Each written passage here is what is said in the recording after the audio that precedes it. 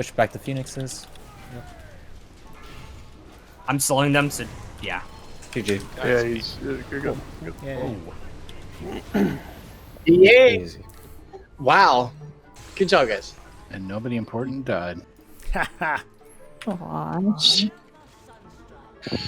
That was so cruel. Can I buy a res, please? Damn! And unimportant died. Here we go. Oh, yeah, nice one. Nice.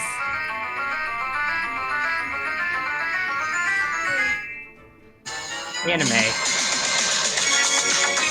Oh my god. Jesus. I like it. I like it too. Wow.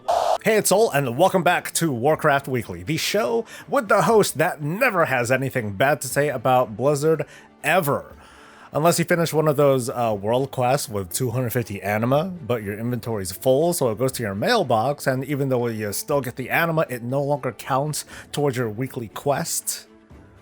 Seriously, f*** this game. Let's give thanks to the awesome folks who keep this channel running, like the subscribers from our Twitch channel, which is very wholesome and has no innuendo in the slightest. I talked about this the other day, guys, like, oh wow, where Sylvanas is like, yeah, she's putting the sword at him. It's a dramatic moment, it's a cliffhanger, obviously. But what if Sylvanas is like, drop your pants? And Anduin's like, what? I've always wanted to do this. Oh my god. Sylvanas would be like, oh, so you're not such a little lion.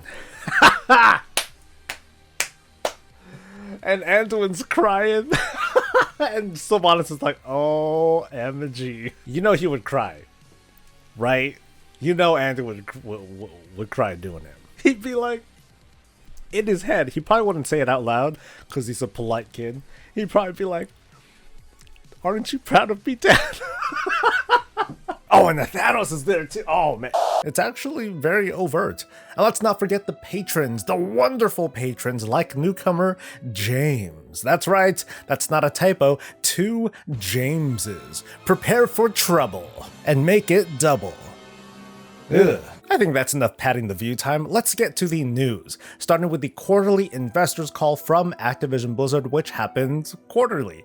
Something, you know, they made money, more MAUs and engagement, whatever, but here's why it's in the news today. In our Warcraft franchise, we intend to deliver more frequent premium content to sustain and expand the World of Warcraft community. And we've made multiple mobile free-to-play Warcraft experiences, and they're now in advanced development based on our franchise's beloved IP. This will create opportunities for both existing players and new fans to experience the Warcraft universe in entirely new ways. Multiple free-to-play mobile games and Warcraft. Don't forget to wipe your hands before you start commenting, you squatters, but this is the latest and most direct statement on Warcraft-based mobile gaming in the past year and, some change. This is big. Sort of. It means, for one, a mobile version of the World of Warcraft MMO doesn't seem like it's going to be a thing. WoW is not free to play, at least not yet, so it doesn't fall under the purview of the statement. Warcraft is a franchise. It's a game, a comic, a novel, a movie, adult entertainment. It's not so difficult to presume that a mobile game based on, for example, collecting pets and fighting with them isn't being worked on, but given the current climate, I really hope that it doesn't enforce or encourage in-person gatherings. Shadowlands has an auto-battler or auto-chess game in its current mission table, albeit it's super stripped down and constrained by being just a little bit more than a side activity. I can definitely see a non-Hearthstone full-on auto-chess game based on our beloved heroes. Of course, as a free-to-play, you've got to wonder what it's going to take to get an SSR Thrall, because everyone knows it's SSR or bust, but SSSR, it's only for the whales. You better just save up on that premium currency, which is called what? Valor points. Despite the memes and lying to ourselves into thinking that this was an out-of-season April Fool's joke, resistance to mobile has been utterly futile. Mobile games continue to encroach on the attention of gamers through a variety of gameplay, whether it's an actual compelling and immersive experience, or if it's a surgical strike on human behavior towards spending virtual currency and buying them loot boxes. The silver lining here is that, well, there's something new on the horizon that dares to be more than just a sequel to some Blizzard game. It might not be the next Pokemon Go or that one game that keeps asking to be a sponsor for my videos. No, thank you. But it might be fun. We might find out in a few weeks, but for now that we know that we're going to be that much closer to seeing more Blizzard mobile games, what do you think we'll see? What would you like to see? Share it in a comment below, and we'll check back in a few weeks to see who was right and who wishes that they weren't right. We're a few weeks away from BlizzConline. It's starting to roll off the tongue, I think. BlizzConline, and almost as predicted, there's a bundle of digital goods available to celebrate 30 years of Blizzard. Typical of them, right? How dare they cash grab in the middle of a pandemic and gouge us with these things that we don't need when we should be watching BlizzCon for free, which we are. Not all the goodies have been revealed, but they will by the time BlizzConline starts. Not only that, this bundle is available until September 15th. So the takeaway is you can procrastinate all you want. There are 3 kinds of bundles that you can blow your cash or gold on that'll get you all sorts of Blizzard stuff, including a World of Warcraft pet, a mount, and game time. Funny thing about these bundles, if you happen to play Hearthstone or Overwatch or Diablo 3 or all of them, and you're interested in the polar bear mount that does the boop thing with the snowflake, you might as well get the epic pack since it includes game time. That means it's like $5 or so more bucks and you get a lot more stuff. Of course, not everyone deals in dollar bills or BattleNet balance, and maybe this whole thing just isn't worth it. But that's not all, friends. Another promotional mount to tempt even more money or gold off of your hands. That's right, Blizzard timed the pandemic, the canceling of BlizzCon, Asmongold's break from streaming, and the Zodiac calendar to release a second mount in 2 days for maximum carnage and profit. It's an Ox mount, all golden and whimsical just like the others, the puppy, the mouse, and the pig thing. You can get it for free if you have a recurring 6-month sub, check your mailbox or whatever. You can buy the 6-month sub if you haven't already, or you can get it a la carte for cash or gold. As a consolation, it might not be until the next content patch, but we're getting a snazzy tree mount. Hey, did you forget about that? Power to the players, woo! No one should be surprised that another premium mount for the new year was coming. It's as predictable as time, right? Hate it all you want, but you gotta admit, it's a bastard, but it's a smart idea, taking an existing holiday that connects with a large demographic based on animals. Next year is the year of the tiger. That's an easy chunk of change that's going to come a year from now. But okay, sure, you might have misgivings, or you're sick and tired of Blizzard being cucked by their Chinese overlords, or whatever it is that they say these days. But you probably have noticed by now that this weekly has been more or less about premium content.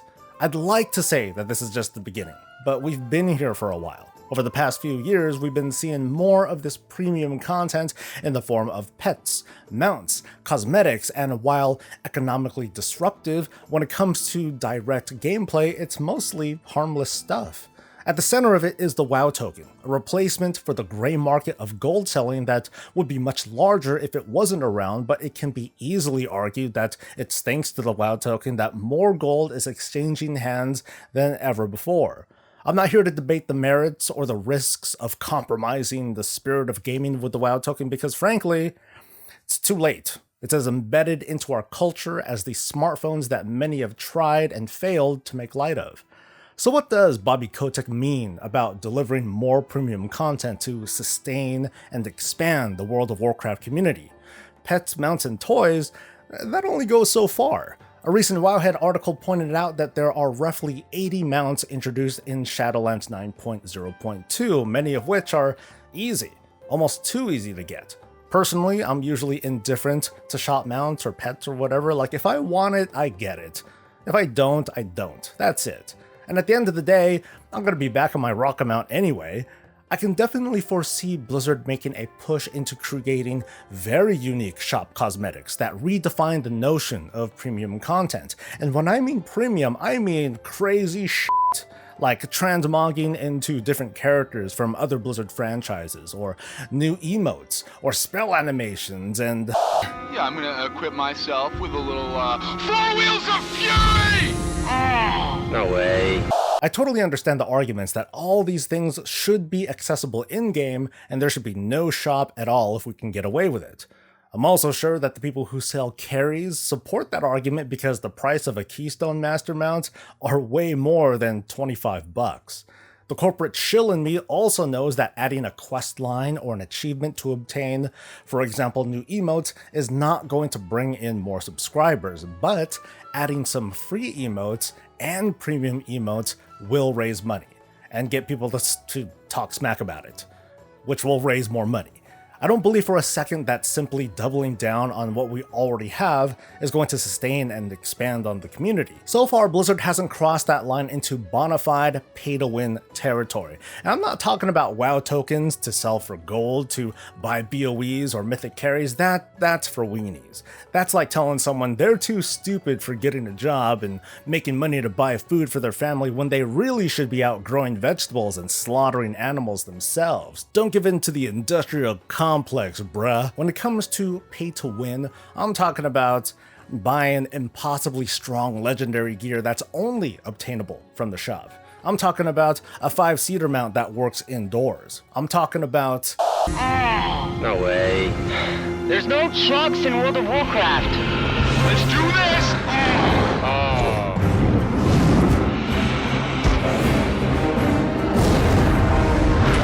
Did you see me lay down the law? I am the lawgiver!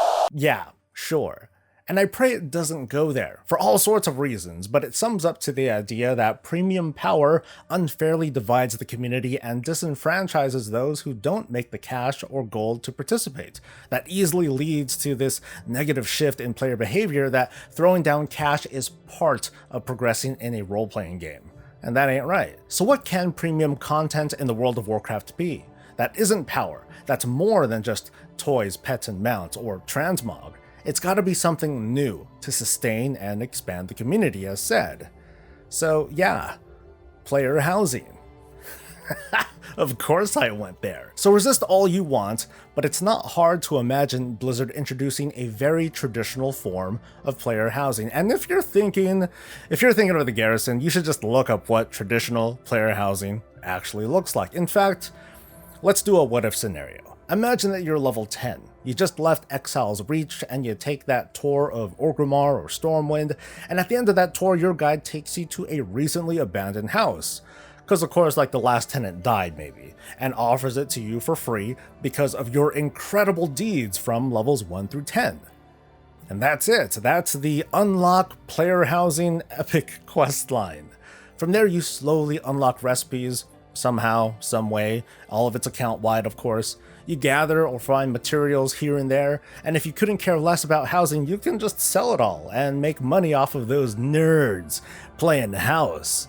You craft some components or have someone craft them for you, you put it together and you unlock things. Again, account-wide.